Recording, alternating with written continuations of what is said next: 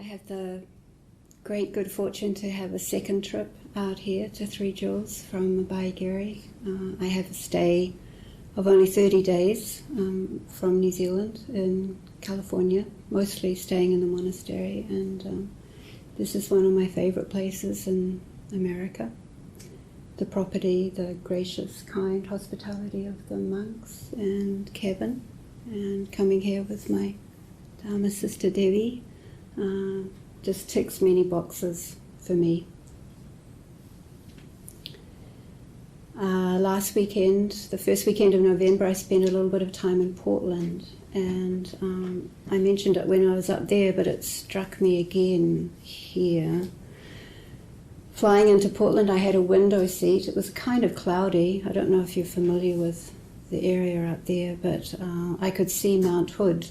But because of the clouds, I could just see the rising up of Mount Hood with some of the snow, but the top of it was obscured by the cloud.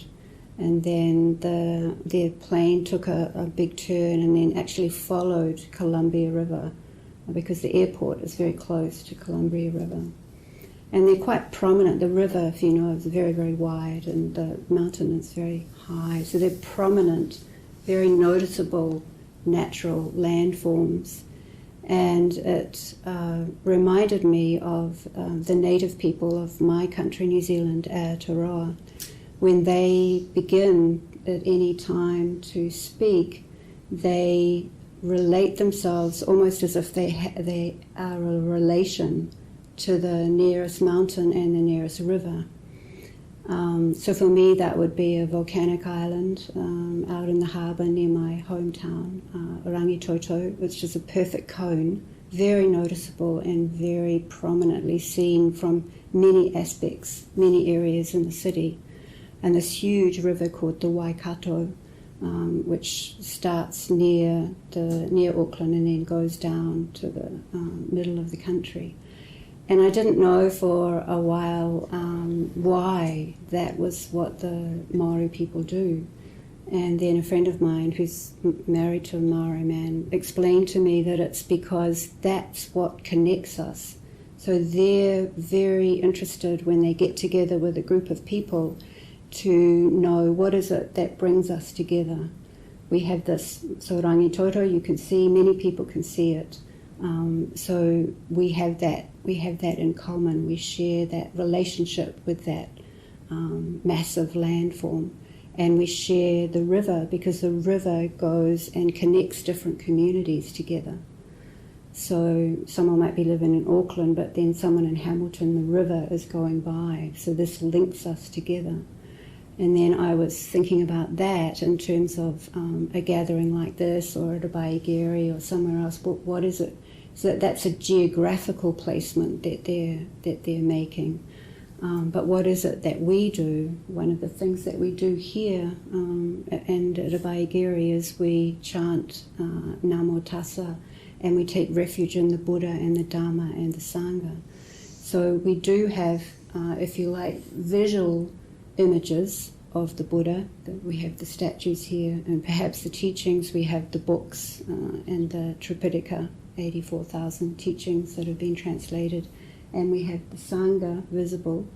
But also I think in our hearts, if we are very keen practitioners in this path, we take the Buddha, Dhamma and Sangha into our heart, into our mind, into our lives, in a way of how can I put these teachings into practice. And then also what the Maori people do is they'll tell their whakapapa, which is their genealogy. So they'll look back to their ancestors and, you know, as far back as they can go in their particular different tribes. So also, how am I here linked to my past, to all the people that came before me? And I was thinking that we do that too, because in the suttas there's the Buddha, of course, but all the other people that are in the suttas, so, you know, they are familiar figures if you're familiar with those teachings. So that's like the whakapapa. But also, I think when we get together in this tradition, there's many monastics that have come before within this tradition. But I think maybe especially myself, coming back to my kind of home monastery in Baigeri, I think of the genealogy of the Western Ajahn Chah monasteries, like my teacher, Lumpur Pisano, but one of his teachers and one of the original Western student, Lumpur Samedo, but then Ajahn Chah and Ajahn Man, and going way back. So this is what kind of can link us together and give us a lot of inspiration, a lot of role models, a lot of examples to follow and inspire and guide us in this path. And I was thinking of this. I associate this term, the long enduring view, with Master Hua, who was the first abbot and founder of the city of 10,000 Buddhas in Ukiah. Just that, and it may not, of course, not be his, but I'm recalling him saying that. Just that the world sometimes can seem to me, the modern world, to have quite a short-term focus, but actually this very, very long, which the native people do in terms of the landforms, the genealogy, this very, very long view of yes, I'm here right now, but what has come before me and where am I going? Kind of like that river, if you like. And that long enduring view seems to me it fits very well into right view. So just a very speedy recollection of the Four Noble Truths. So there is suffering, there is a cause for suffering, there is a cessation of suffering, and there is a way leading to the cessation of suffering, which is the Noble Eightfold Path. And the first on that path is right view. And for me, all of this that I'm saying all kind of comes together, because right view is, there's two conditions. There's different ways that it is explained, but one of them is two conditions. One is external and one is internal.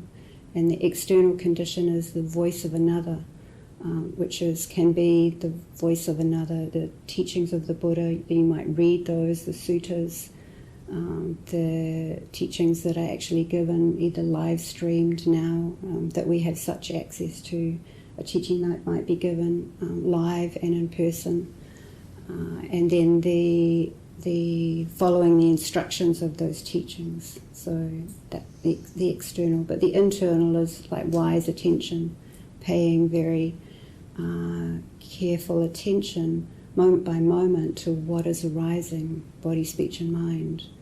But also the right view is sometimes linked to those Four Noble Truths, but also the karma, so the causal nature of life that the Buddha put as a very key core teaching, that there is a cause, there's something that we do or that occurs, and then there's a result of that. And to me, that whole idea of karma and a long enduring view, they're sort of really very much linked together. Because how do I get to be here now? I just feel sometimes that I completely lucked out in terms of this kind of country bumpkin from the other side of the world that just somehow managed to find these teachings and feel very blessed by that. But to have made it to California, to the monastery, and to a teacher like Lumpur Pisano, and to a guide and mentor like Debbie, just have enormous gratitude for that.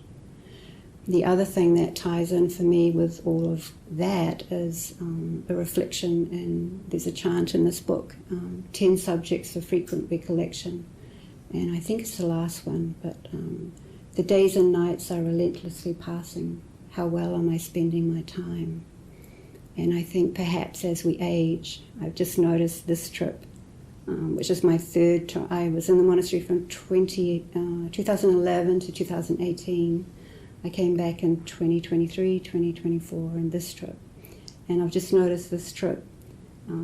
Debbie doesn't mind probably, she just turned 70, I just turned 69, and I think as you are getting into those later years, there's a lot more that comes up around health and longevity and body things, and hearing of others, maybe physical woes or challenges. And we just lost, sadly, a very dear Thai supporter about 3 weeks ago, who'd been linked into a Baigiri for many, many years. So, that how well am I spending my time, I think as I get closer to a time when it's likely, somehow, somewhere, sometime, that this vehicle, this body, will encounter some physical issues, and there will be a time when it will pass away. So that I get a sense of urgency for myself about how well am I spending that time. What is it that really matters? What do I want to be doing? What's deeply purposeful? What's really linked into my kind of core values? And fortunately, the Buddha's very clear about that. That especially that karmic, that what I do now, here I am as a result of many things that have occurred prior to now. This is the result, if you like. But how I spend my time and how I spend my time with my thoughts, with my body, with my actions, I want to pay a lot of attention to that and make it as wholesome, as skillful, as harmonious, as compassionate, as connective as possible. And for me personally right now, it may or may not be, because we look out at the world, these glasses, if you like, they're the Bethicity of life, and I look out through my conditioning and all of this, everything that's happened before, and you will look out in a different way because everything that's happened prior to now is different for you. But for me, I feel like there's a lot occurring in the world right now where we're tending to be a lot more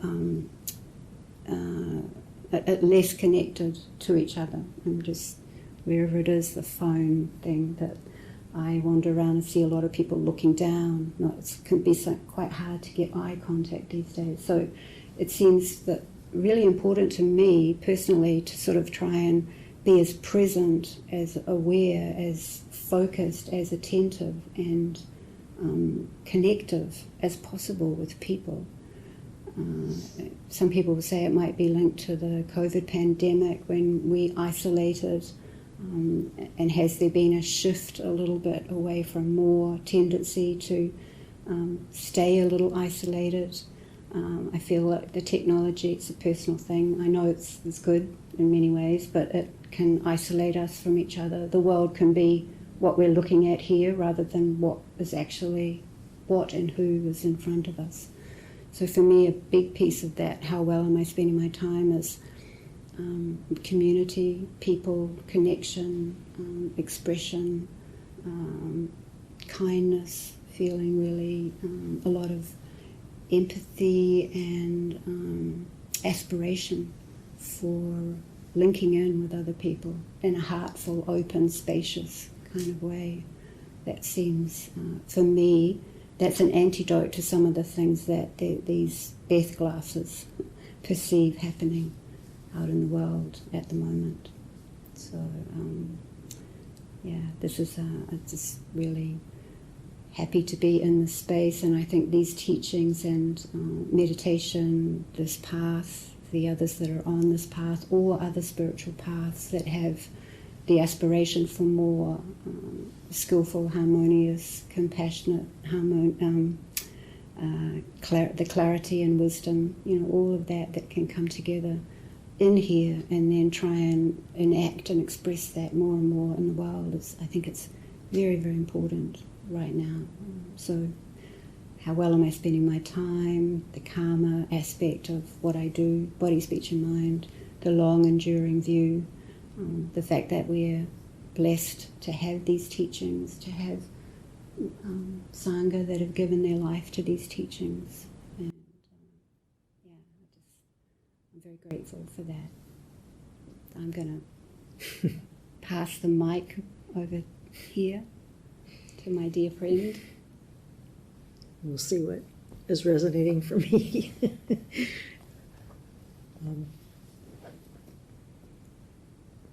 A large part of my practice has been, from the very beginning, ties into what Beth's saying in a way, and I find it just continues to deepen, is a sense of gratitude. And I think that, as Beth was saying, there's things that have conditioned us, that have gotten us to where we are and have presented opportunities to us. And so often for me, I look back and I reflect on the gratitude that I have for the many opportunities that I've had, the good teachers, my parents. I was raised with, my parents were Catholics. I was raised with a strong sense of moral living. And it wasn't in a heavy-handed way.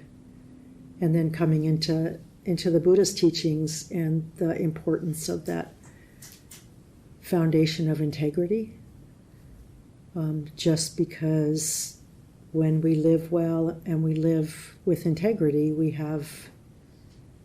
we're living more openly, as Beth has taught. Our hearts are more open, and we're also living in a way that allows us to be free from feelings of remorse that actually pull us down and tighten the heart.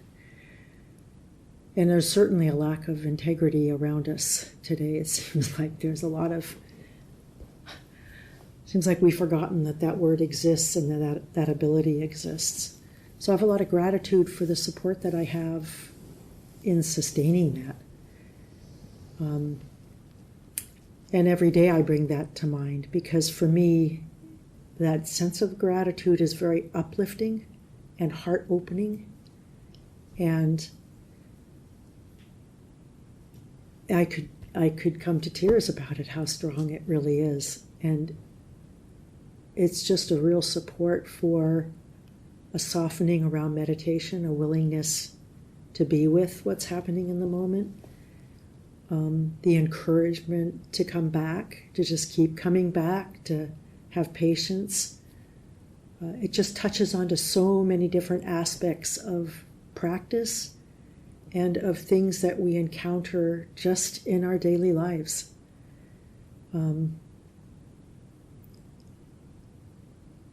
taking that into account really helps me also set not grandiose intentions, but intentions of things that I want to aspire to. Maybe for that day I'm going to focus on aspiring to attention to a certain aspect of my practice. I live at the monastery, so I live in community, and I'm just still landing back there after a long period of being away most of the time, taking care of my father. And so the community has shifted, the way things have done has shifted. So reflecting on the gratitude to be in community, that's sometimes, these things feel really good sometimes, and then there's times when you're just like, I just want solitude. And it was really interesting for me. I spent a month, I visited the monastery in England. And it's a monastery, it's the first monastery of this tradition that I went to after my very first retreat, my very first exposure to Buddhism, meditation practice. And so it has, it was 1986, 87 that I spent time there. So there's a lot of heart there, because for me it was such a rich, rich time for clarifying an experience that I had in my first meditation retreat that I didn't understand, because it hit me so deeply that I was hearing truth, but I couldn't understand it. So I had that opportunity to be around teachers, a variety of teachers, in a structure that was really supportive and safe, so that I could allow myself to open up to it. And I went back to visit, but it's a very busy monastery. There's a lot of people there. It's not that far from London, so some days they probably get 100, 150 people for the meal offering. And so it's a very different thing than what they experience here, what we experience at Abhayagiri on a daily level. But I found, and often I would shy away from that now, but I actually found, after being absent, being on my own so much with my father, that I just was filled with joy to be in community and to be with other people, that was their priority, to go to be in that space. For whatever reason, sometimes it would be people just more for Asians, it's more traditional for them to actually make offerings of food and goods. And for the Westerners, they want to come more and have their time for meditation. But living there is an offering because you participate with the community, and that's what keeps the community functioning, by going and helping in the kitchen, going and your job is to clean toilets, going and just, I got to help clean in the temple in the morning and help in the library. But I felt such joy, actually, to be in community. And I will say part of that was I was only there for a month. And so it was very fresh for me. And the periods that I was in community, I also had a break and I went and took a weekly retreat. They have a retreat center on site. Then I was back in the community. Then I was back in a 5-day retreat. And then I was back in the community. So I was a guest. I didn't have the responsibilities that I have at Abhayagiri. But it was just such a rich experience. And from there I went to Canada. So this was September was spent in England, and then October I went to Canada and we did a retreat with some of you were here when Luang Por V came through. And he has a very small monastery outside of Ontario. And Ottawa, not Ontario. Well, it's in Ontario, but outside of Ottawa. It's from a small town called Perth. And thank you. This is our village to keep our minds so we can remember things. And Beth was one of the people that kind of got this going. Luang Por V really wanted to use this beautiful new Dhamma hall that they had and doesn't get that much use. And he wanted to figure out how they could use that space more without impacting a very small support community there. There's only four monks there while we were there and 2 stewards. And then they have a few lay guests. So without impacting them, how could he have a retreat? And so Beth and 2 other lay women and Luang Por V had regular meetings to try to figure out how this could work. And Beth wasn't able to attend in the end, but I benefited from their efforts. And 4 of us rented a house together. And I hadn't lived with these 3 people before. And so, what came to me is, here I was in a situation where in this house, it was a community I wasn't used to. And how do we function as a community in this house? How do we do things? Get to the monastery where the retreat was. We were responsible for our own food, but we would go for morning meditation, and then we would have our own breakfast, and then we would meet for meditation, sitting and walking meditation in the morning, and then we had like a 3-hour break to go back, or whatever, go to town to eat lunch, or go back to wherever we were staying. And I really found that it was a real part of usually on retreats you go and you're completely taken care of. You maybe have to help chop vegetables, maybe you get some kind of chore, but you're really quite taken. It's in a space that you're really taken care of, and it's actually quite supportive for going more deeply inward. But what I found was this experience of coming and then going to back to the house, or making a decision with these 3 other people on a daily basis of, were we going to go back to the house? Were we going to go to town to get something to eat? How we were going to do that? That all was a very powerful part of that retreat in that environment. So yeah, it's kind of like being together with people with similar aspirations and similar intents, being around the support, and then going back into life, so to speak, and the having to function and make decisions, and just the actual fact that we have to take care of our bodies. There's things we have to do. Found that really supportive. And now being back at the monastery, I'm back in that environment of more support on a daily basis in that environment. But people there too, they come and go. We never know what the day's going to bring. we had a woman show up and it was getting dark and she got lost and she wasn't used to that road, and she was supposed to be picking up a cousin, and she lost her cell service, and she was incredibly prone to anxiety.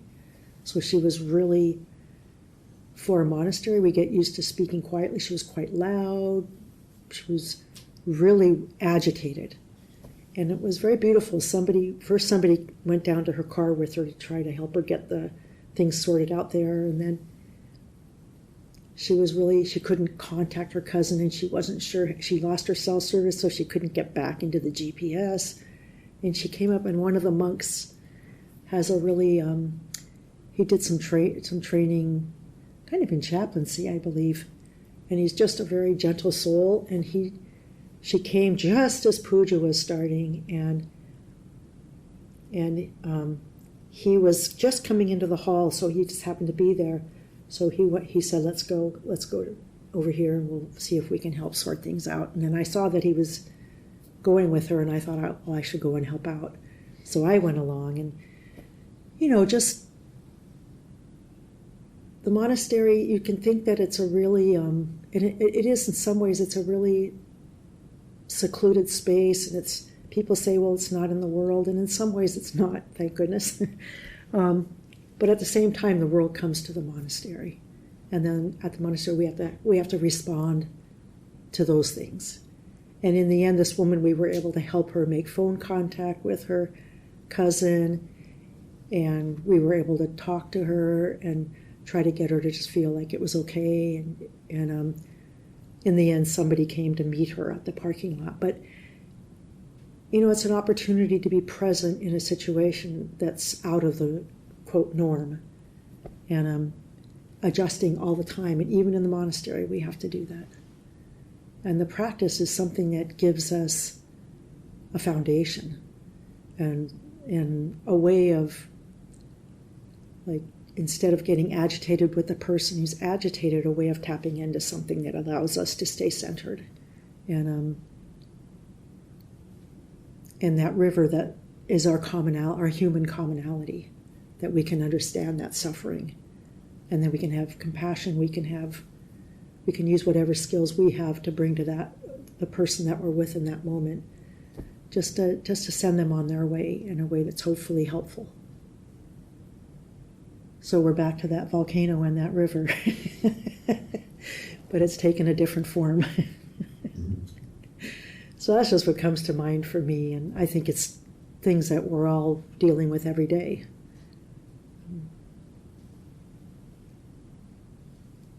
I don't know if you have anything else.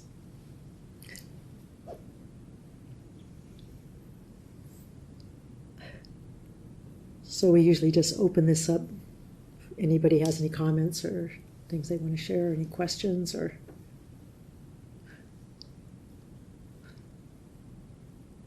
John was there for that. Ah, you were? He was in the kitchen and we didn't know it. He was making ghee and it was around the corner, and so he heard everything that was going on, but I had no idea. He was so quiet, we had no idea he was in the room.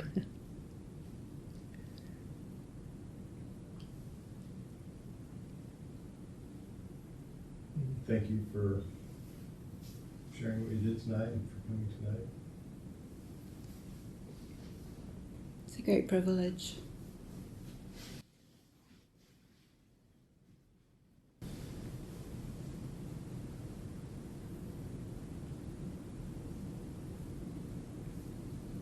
I guess I was going to ask you, actually, John, if there were those landforms here. There is something. Debbie and I drove once, windy road, a little north of here, that connects out. What would the highest point be in the biggest river in this, as a local being? Good question. Big River is probably the biggest river. Big River or Moynihan, I guess. Does that sound right, Laura? Yeah, I was just thinking about it, yeah. Big River. Probably Big River or Noya. And as far as peaks, I'm not exactly sure. Closest to my house would be Matheson Peak off of Chi Kai Road. I was kind of thinking about that as you were talking about it. You know, I've lived so many different places. Mm-hmm. Not really sure how I would answer that. Uh-huh. You know, right now it's probably Big River and Madison Peak, but Yeah. you know, Because I was a bit curious, and I looked up, just a very quick Google, that Native American people would do a similar thing with landforms. I don't know if their rationale, if their purpose would be the same, but...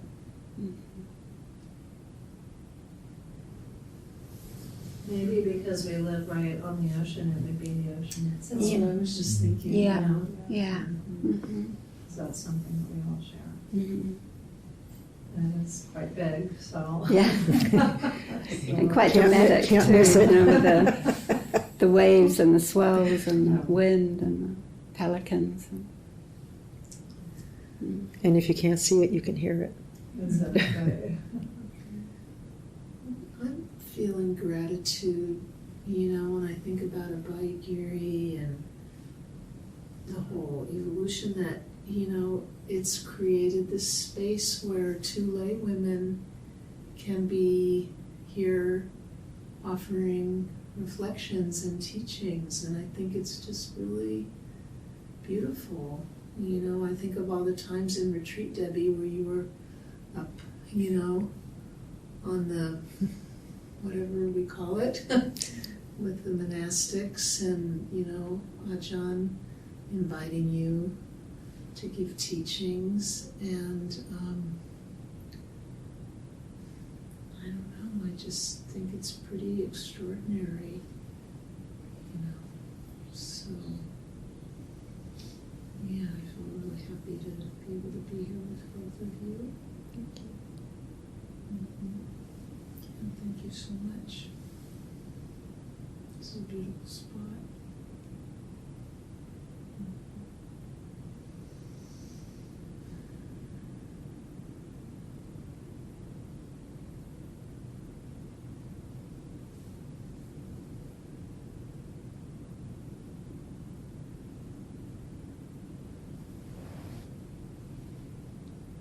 Anyone else? Any comments or ideas or anything that was said bring something up? It doesn't have to be a question.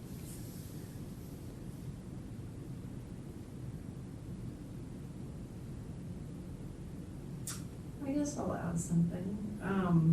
I think something that you said brought something up for me is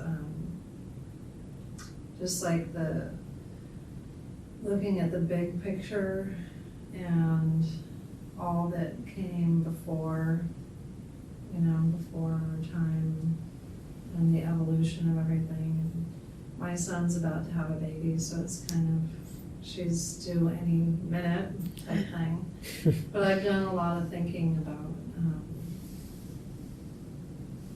just all the generations that were before and how amazing it is and how much has come before, and then here comes my grandson, and what will his life be, and what will his children be, and just how fortunate I am to be part of it. Mm-hmm. And so that kind of brought up for me this the amount of trials and tribulations and things that have progressed, and to make it all happen is quite amazing, Mm-hmm. you know. So thank you for that. Mm-hmm. Was it your first grandchild? It is, yeah. Uh-huh. So I'm excited. Yeah, Yeah. it's great. Yeah. Do they live nearby? They do, and I get to be at the birth, so I'm thinking a lot about birth and, Yeah. you know, just the magic of Mm-hmm. coming into the world, and Mm-hmm. yeah. Yeah. I can still remember, my daughter's 43, I can still remember clear as anything how miraculous it Yeah. seemed when I looked at her, perfectly formed, you know, day one or day two, just how does that happen? It's incredible. Yeah, I remember being at my sister's baby's birth, and I remember when she came out, there was such a clarity in her eyes, and she just looked around like so alert, and it was I think it was one of the most amazing experiences of my life, because the clarity and the awareness that was present when she wasn't there, and then there she was looking at the world. Yeah. Like, it was just amazing. Mm-hmm. Yeah.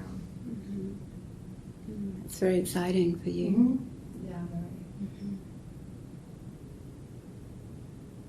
So, And you won't be able to remember when your grandchild wasn't here.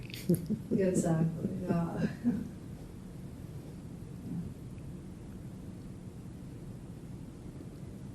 My mum had a fridge magnet that said if I'd known grandchildren was so much fun, I'd have had them first.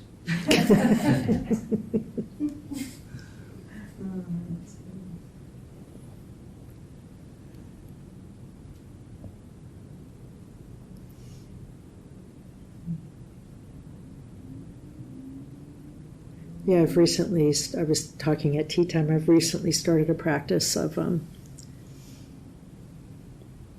bringing my parents to mind, and my brother who's passed away, and then my family and everything, and just reflecting on gratitude and offering any goodness that comes from my day, sharing that merit with them. And that kind of has brought me into that reflection. Like in the Japanese, they have the whole thing, they recite all the ancestors. But it's brought that to mind often, just, well, my parents, they had their parents, and they had conditioning, and they had conditioning, and they had conditioning.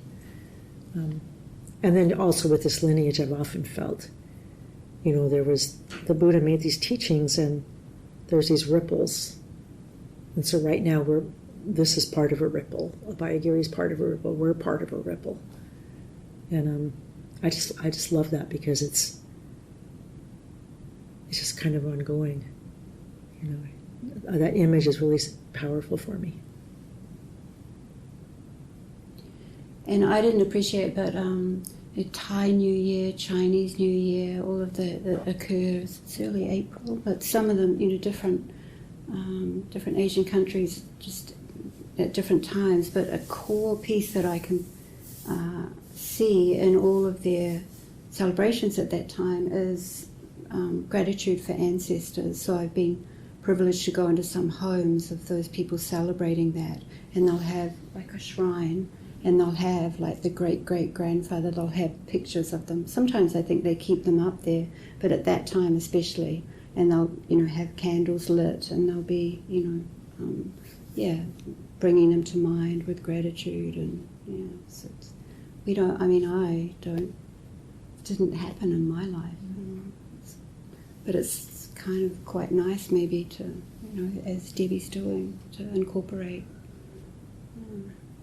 Isn't that a little bit of the Day of the Dead too, as they honor their ancestors? So I had this great trip to Portland because it coincided with Halloween. I'd never done an American Halloween, and where my friends went was this huge house that's known. It's really known for being fabulous for trick-and-treaters, and they take data, so they count the number of people that come to get candy. It's around 420 to 450, and big blowout, they're just incredible decorations, and everyone's kind of done up, and it's just lovely. Just never experienced that before in my life. And then Day of the Dead, my friends the next night had someone come around for Day of the Dead, and they made a little shrine, and they put photos of the people that were in the family, myself and the friend that came, people they knew who'd passed quite recently. So we fortunately had a photo of Debbie and her dad, and we had that on the altar. And I didn't know that the part of that tradition is if you come, then you bring the favourite food of the person that died to share. And then while we're having a meal, you tell a story linked to the person that died. But the Mexican woman was there, said that in her village, everyone would go to the cemetery and they would bring a lot of offerings and flowers, and Maggie, you're nodding as if you, and they'd spend the whole night in the cemetery, together with all of that. Do you have some experience of that, or just... I don't have experience with that, but my niece used to live in Peru, and they had a very similar traveling to Mexico, and then I've got friends that live more inland who celebrate them. Really, it's great. Yeah. And it's learning that tradition. Like I created a little altar myself this time with photos of just a few of the people that have died, and flowers and And there was a wonderful little exhibition at an art centre in Woolwich recently that was created by a group called Nuestra Alianza, where they created altars and sort of just the traditions, and very, very bright and full of life. Yeah, apparently marigolds are they're maybe symbolic of maybe communication with the dead or something. But anyway, they made garlands. They threaded them together and put them on the shrine.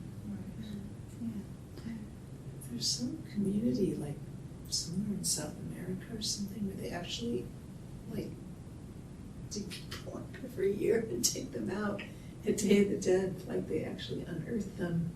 Yeah, and have like, the same thing with the cemeteries and all the flowers and the food, and I have to look up who they are again. It's pretty outrageous. Like, wow. It's quite a celebration there. The thing I loved about the Halloween is, I said to the friends of my friends, I said, is there any other day of the year that you would invite strangers into? Some people were inviting them into their living room. This was on the porch, and they were like, no, and it was pouring with rain, typical Portland kind of weather, and cold. But people were wandering, kids and parents and others dressed and, chatting to each other. And as you went past everyone, you'd say, Happy Halloween. We walked around the block a few. It's this wonderful kind of connective community, a celebration together. It was just very sweet.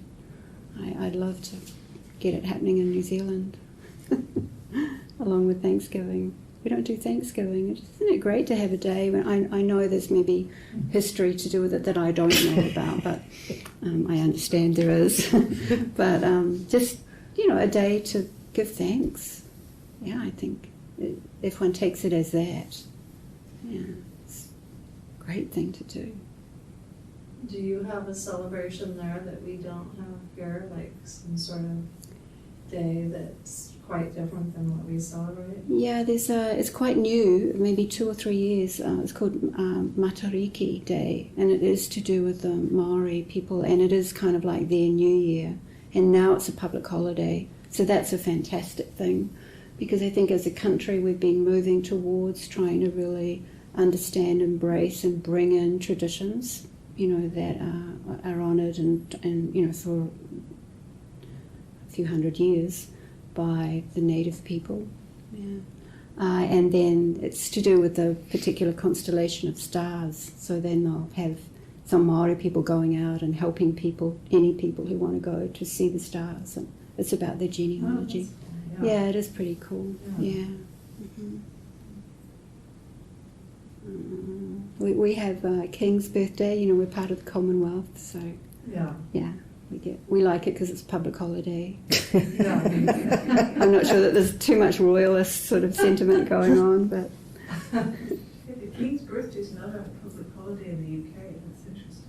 Yeah, and then we have Guy Fawkes, which is very English. So November 5, fireworks everywhere. So as a kid, that was I guess my community celebration. We maybe go to the neighbours, have a bonfire and have a lot of fireworks. And what day is that? Guy Fawkes. So it's celebrating, help me out Maggie, he set Parliament on fire. Celebration. So Guy Fawkes was caught trying to blow up houses of Parliament. And so at least when I was a kid, we would create we'd create this guy that was really a bit like a scarecrow. Yeah. And then the neighborhood would bring together supplies to make a big bonfire, and you'd put this stuffed person and burn it. An effigy. And that's on November 5th? November 5th, yeah. That's my birthday. Okay. So why on earth at the way down there in this little country in the southern hemisphere we would do that? I have no idea. But it was fun. Guy Fawkes, you know, like Yeah. Do you have fireworks. Do you have that rhyme? Remember, the 5th of November, gunpowder, treason, and plot. It's such a funny thing to Isn't it? celebrate. You know? Yeah. Might have to look into that. Yeah, it's your that's- birthday. Yeah. Mhm.